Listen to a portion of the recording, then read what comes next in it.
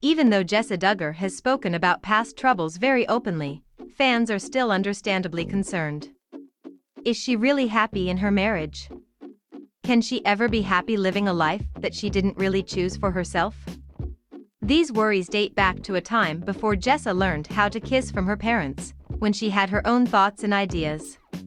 Fans don't have to guess how Jessa's parents molded her to please her then future husband. They saw it themselves on TV. Jessa and Ben have been married for 8 years. However, a 19 kids and amp counting clip has been making the rounds, one that showed Jessa getting advice from the worst person to ask, her mother.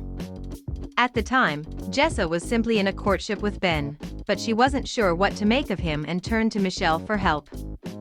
I am in a courtship with a wonderful man named Ben Seawald, and we've been courting for about 4 months now, Jessa explained to the camera. It's been good. I'm missing him, though, viewers saw her tell Michelle. So he's like super emotional, like a feeling kind of person, and I'm really not, you know that, Jessa explained to Mommy Dearest. I'm kind of just like, cut and dry, Jessa noted. And, she detailed, so he's always texting me like the sweetest things. He's like, if I had all the flowers in the world, all the rose gardens in the world, I'd give them all to you. Jessa very humorously continued, and I'm like, where would I put him? Unfortunately, this is when Michelle, the product of decades of cult brainwashing, offered her version of relationship advice. Even though I know that typically you just are real, you know, plain and simple about things, you probably should say something like, oh Ben, that is so sweet, oh thank you, she suggested. Michelle continued, however he expresses love is probably the way that he receives it as well. And on your part, you probably will practice learning how to express that love language that he needs to hear from you to him, Michelle advised. And, she admitted, it's a learning process.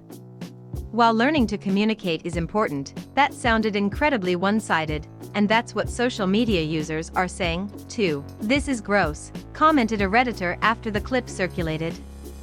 They act like Jessa has some kind of defect. The commenter continued, there is nothing wrong with being direct and not demonstrative. Sagely, the Redditor observed, this is why these people need to stop marrying the first person they meet. They needed time to find out if their personalities complemented each other or not, the commenter reasoned.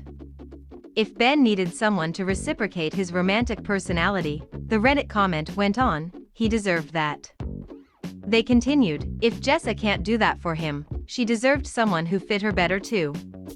She would have had much more fun with someone who also had a dry sense of humor and could push her, intellectually I mean, a second Redditor explained. I don't mean someone mean and sarcastic, the comment clarified, but just someone who would get her. The commenter observed, I think she's lost a lot of herself in marriage. She could have been more tactful in her response, but yeah, this was clearly a sign that they were not a good match, a third chimed in. It's sad that they encouraged her to double down and change her personality, the Redditor lamented, rather than end the courtship. Another agreed, I think it's sick. Michelle's response is gross. Others is not as gross, but close. Frightening how people think girls should be raised. Sue, how come it's all on her to learn his love language, asked another. Why does she have to give and receive in his preferred way, the commenter pointed out. Why isn't she being encouraged to give in his love language and communicate her own, so he can learn to give love to her in her preferred way? Grrrr, another expressed. They think that Jessa having her own romantic style is some sort of bad thing when that is not the case, another stated. That more or less summarizes the Duggar cult's beliefs. Women must warp themselves to ideally suit their husbands, not just sexually but in personality. To them, Jessa's literal-minded wit was a personality flaw because it was a sign of independent personhood, rather than something molded to please the man who is now her husband.